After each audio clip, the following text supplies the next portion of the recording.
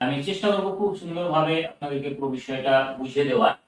তো আপনারা লক্ষ্য করুন, এটা যদি আমাদের জিহ্বা ধরে নেওয়া হয়, তো এটা হচ্ছে জিহ্বার সম্মুখ ভাগ মানে সামনের দিক, এটা হচ্ছে জিহ্বার পেছনের দিক, এবং এটা হচ্ছে জিহ্বার পেছনের দিকের মাঝের অংশ, মানে আমাদের যে আলজিহ্বা যেখানে ঠিকছে সেই আলজিহ্বার এই অংশটা হচ্ছে এটা। ঠিক আছে, জিহ্বার একদম পেছনে, এটা হচ্ছে জিহ্বার সামনে। এখন এই জিহ্বাকে আমরা উচ্চারণের সুবিধার জন্য কতগুলো ভাগে ভাগ করে নিতে পারি। কতগুলো ভাগে আমরা পোর্শনে বা ভাগে আমরা ভাগ করে নিতে পারি। খুব ভালোভাবে লক্ষ্য করবেন বিষয়টা, তাহলে আপনারা ভালোভাবে বুঝতে পারবেন। তো এই দিকটা হচ্ছে জিহ্বার সম্মুখ, এটা হচ্ছে পশ্চাৎ মানে পেছনের দিক। এবার আমরা বেশ কতগুলো স্বরধ্বনি উচ্চারণ করি, যেমন অ, অ, আ, হস্য এই দীর্ঘ, এই হস্য দীর্ঘ, রি, লি, এ, ওই, ও, ও।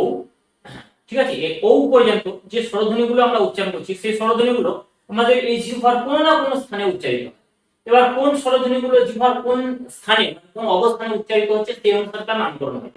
যেমন আমরা যদি হস্য ই, দীর্ঘ ই এবং হস্য দীর্ঘ, এগুলো যদি আমরা উচ্চারণ করছি, দেখুন হস্য ই, দীর্ঘ ই, হস্য দীর্ঘ, এগুলো উচ্চারণ করতে গেলে আমাদের জিহ্বা একদম সর্বোচ্চ উচ্চতায় উঠে যাচ্ছে, জিহ্বা একদম মুখের মধ্যে সবচেয়ে উঁচুতে উঠে যাচ্ছে জিহ্বা। যেমন হস্য ই, দেখুন জিহ্বা উপরে উঠছে, দীর্ঘ ই, হস্য দীর্ঘ, এগুলো জিহ্বা সবচেয়ে উপরে উঠছে, তার জন্য এদেরকে বলা হচ্ছে উচ্চ স্বরধ্বনি। তাহলে এই হস্য ই, দীর্ঘ ই, এগুলো যেহেতু জিহ্বার একদম উপরে উঠছে, মানে জিহ্বার সবচেয়ে উপরের অংশে উচ্চারিত হয় এবং জিহ্বা উপরে উচ্চারণের সময়, তার জন্য এদেরকে বলবো আমরা উচ্চ স্বরধ্বনি।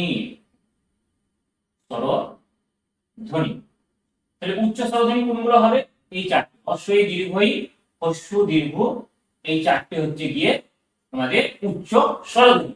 এবার ধরুন এমন কিছু স্বরধ্বনি আমরা উচ্চারণ করছি, যেমন ধরুন আমি বললাম এ আর ও, দেখুন এ ও, এ ও, ঠিক জিহ্বা কিন্তু সবচেয়ে উঁচুতে উঠছে না, তার একটু নিচে, মানে মাঝের অংশ থেকে সর্বোচ্চ অংশের ঠিক মাঝামাঝি অংশ, অর্থাৎ এইটাকে যদি আমরা জিহ্বার মধ্য অংশ বা মিডিল পয়েন্ট ধরে নেই, মিডিল পয়েন্ট মানে জিহ্বার মাঝের অংশ যদি ধরে নেই, এই অংশটাকে, এই পোরশনটাকে জিহ্বার মিডিল অংশ যদি ধরে নেই, তাহলে মিডিল অংশের ঠিক উপরে কিন্তু সর্বোচ্চ উচ্চতা ঠিক নিচে, তার জন্য এটার নাম হচ্ছে এই এ এবং ও, এই স্বরধ্বনি দুটোর নাম হচ্ছে উচ্চ মধ্য স্বরধ্বনি। তাহলে এদের নাম আমরা কি দেব? উচ্চ মধ্য স্বরধ্বনি। তাহলে আরেকবার আপনাদের জানিয়ে দিই যে স্বরধ্বনিগুলি উচ্চারণ করতে গেলে জিহ্বা আমাদের সর্বোচ্চ উচ্চতা উঠে আসছে, সেগুলোকে বলা হচ্ছে উচ্চ স্বরধ্বনি। যেমন হস্য ই, দীর্ঘ ই, হস্য দীর্ঘ, এবং জিহ্বা সবচেয়ে উঁচুতে উঠে যাচ্ছে, তাই জন্য এটা হলো উচ্চ মধ্য স্বরধ্বনি। এবার এমন কিছু স্বরধ্বনি আছে যেগুলো উচ্চারণ করতে গেলে জিহ্বা সর্বোচ্চ উচ্চতায় ওঠে না, কিন্তু তার একটু নিচে ওঠে, অর্থাৎ মধ্য অংশ থেকে সর্বোচ্চ অংশের মাঝামাঝি জায়গায় যে স্বরধ্বনিগুলো উচ্চারণ হচ্ছে, যেমন এ ও, সেগুলো হচ্ছে উচ্চ মধ্য স্বরধ্বনি। এবার একটা স্বরধ্বনি রয়েছে যেটা আমাদের জিহ্বা একদম সব থেকে নিচে উচ্চারিত হয়, অর্থাৎ যেটা উচ্চারণ করতে গেলে জিহ্বা নিচে নেমে থাকে, সব থেকে নিচের অংশে, সেটা হচ্ছে আ। দেখুন আ একদম জিহ্বার নিচে থেকে আসছে আওয়াজটা আ, অর্থাৎ একদম আলজিহ্বার কাছ থেকে।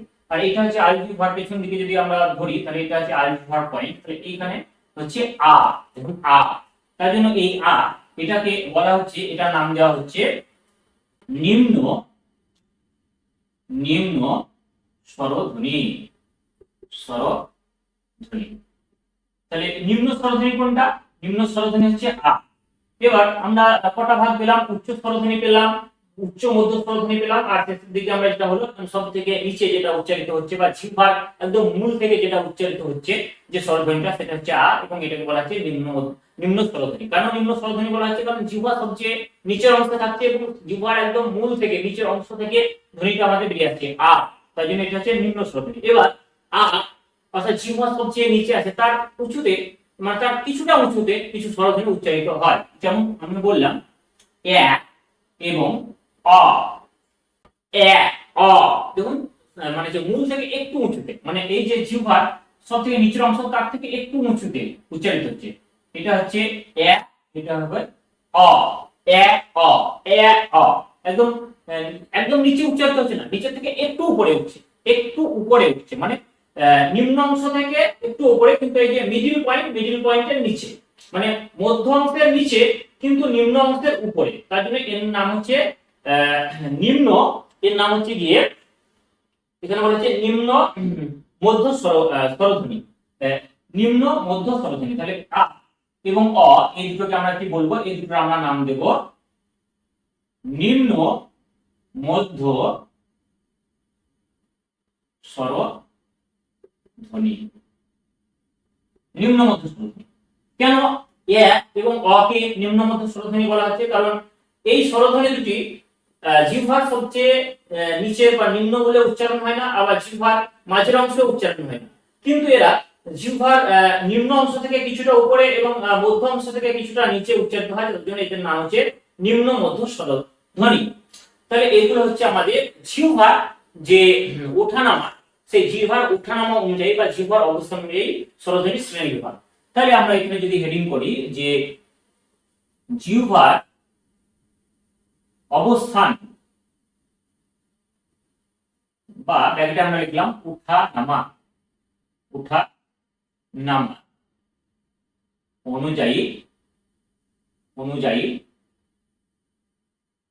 স্বরধ্বনি। তাহলে জিহ্বার ওঠানামা অনুযায়ী স্বরধ্বনি কয় প্রকার পেলাম? ক হচ্ছে উচ্চ স্বরধ্বনি, ক হচ্ছে উচ্চ স্বরধ্বনি। খ কি হবে? ক হবে উচ্চ মধ্য স্বরধ্বনি, উচ্চ মধ্য স্বরধ্বনি। গ কি হবে? গ হবে নিম্ন মধ্য স্বরধ্বনি, নিম্ন মধ্য স্বরধ্বনি। আর আরেকটা হচ্ছে ঘ, এটা 4 নম্বর আমরা বলতে পারি, যেটা হচ্ছে নিম্ন স্বরধ্বনি, নিম্ন স্বরধ্বনি। এবার দেখুন উচ্চ স্বরধ্বনি আমরা কি কি পেলাম? উচ্চ স্বরধ্বনি আমরা 4টি পেলাম। কি কি? হস্র ই, দীর্ঘ ই, হস্র এবং দীর্ঘ, এই 4টা হচ্ছে উচ্চ স্বরধ্বনি। উচ্চ মধ্য স্বরধ্বনি কয়টি পেলাম? 2টি। কি কি? না তো এ এবং ও। এবার নিম্ন মধ্য স্বরধ্বনি কি পেলাম? এ এবং অ। আর একদম নিম্ন স্বরধ্বনি কি পেলাম? একটাই, সেটা হচ্ছে আ। তাহলে এগুলো হয়ে গেল আমাদের প্রথম যে প্রকারভেদ ছিল, অর্থাৎ জিহ্বার অবস্থান অনুযায়ী বা ওঠানামা অনুযায়ী স্বরধ্বনি শ্রেণীবিভাগ, সেক্ষেত্রে আমরা এই ভাগগুলো পেলাম। এবার আমরা জিহ্বার মানে ঠোঁটের আকৃতিগত পরিবর্তন অনুযায়ী স্বরধ্বনি শ্রেণীবিভাগ জেনে নেব। তাহলে আমরা এরপরে যেটা জানবো সেটা হচ্ছে ঠোঁটের আকৃতিগত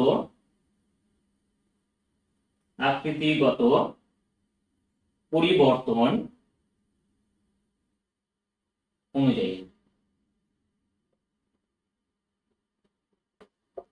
বেশ, এটা আমরা হেডিং করলাম। এবার এই রকম চিত্র আমরা আরেকটি যদি আঁকি, এখানে চেষ্টা করছি আরেকটি আঁকা, বা এটাকে আমরা একটু মুছে দিচ্ছি, যে আমার ফেস ভাবে আমরা আঁকছি, যেটা আমাদের বুঝতে আরো সুবিধা হয় বিষয়টা। বেশ, দেখুন আমরা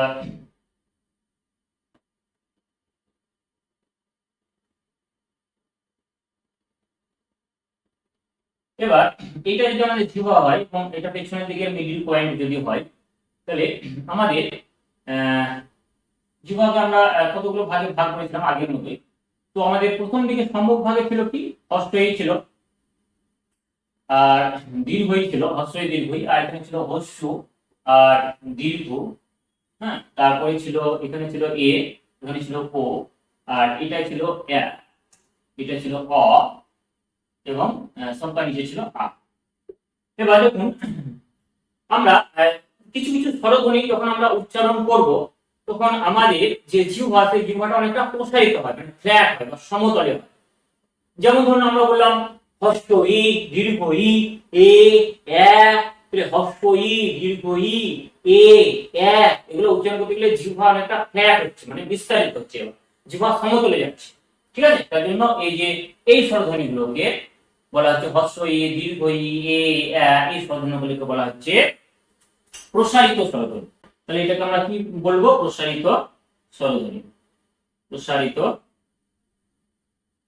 স্বরধ্বনি। তাহলে প্রসারিত স্বরধ্বনির মধ্যে কি পেলাম? হস্যই পেলাম, দীর্ঘই পেলাম, এ পেলাম এবং এ পেলাম।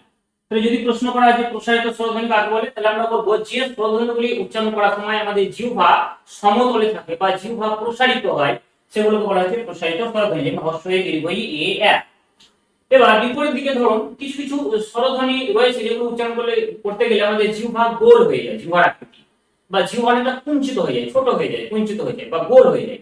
যেমন ধরুন হস্যু, যেমন জিহ্বা গোল হয়ে যায়, হস্যু, দীর্ঘ, তারপরে ও, ও, তারপরে আ, যেমন মানে অ, এটা অ হবে না, অ।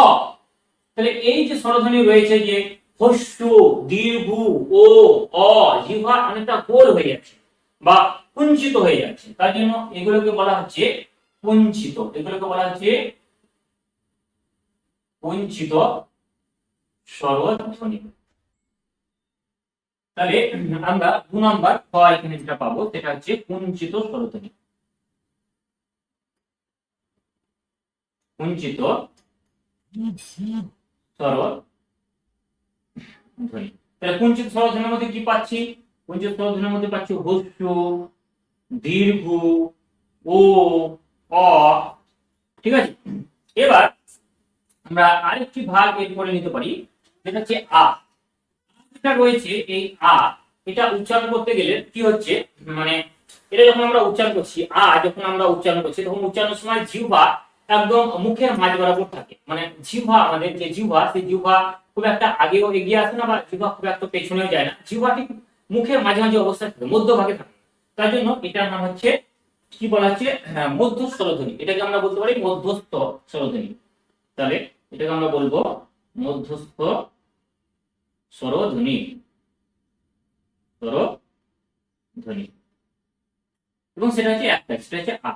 তাহলে আ, এটা উচ্চারণ করার সময় জিহ্বা আমাদের উপরে উঠে আসে না, পেছনে যায় না বা সামনে যায় না বা পেছনে যায় না, ঠিক জিহ্বা মুখের মধ্যে আমাদের ঠিক মাঝামাঝি অবস্থায় থাকে এবং সেক্ষেত্রেই মাঝামাঝি অবস্থা থেকেই উচ্চারিত হয় আ। তার জন্য আটাকে বলা হচ্ছে মধ্যস্থ স্বরধ্বনি। তাহলে এটা হলো ঠোঁটের আকৃতিগত পরিবর্তন বিষয়। তাহলে এখন হচ্ছে জিহ্বার অবস্থান বা ওঠানামা অনুযায়ী, যেটাকে 4 ভাগে ভাগ করা হলো, আপনারা জেনে নিলেন। এবার ঠোঁটের আকৃতিগত পরিবর্তন অনুসারে 2 ভাগে ভাগ করা হচ্ছে, প্রসারিত স্বরধ্বনি, কুঞ্চিত স্বরধ্বনি এবং মধ্যস্থ স্বরধ্বনি।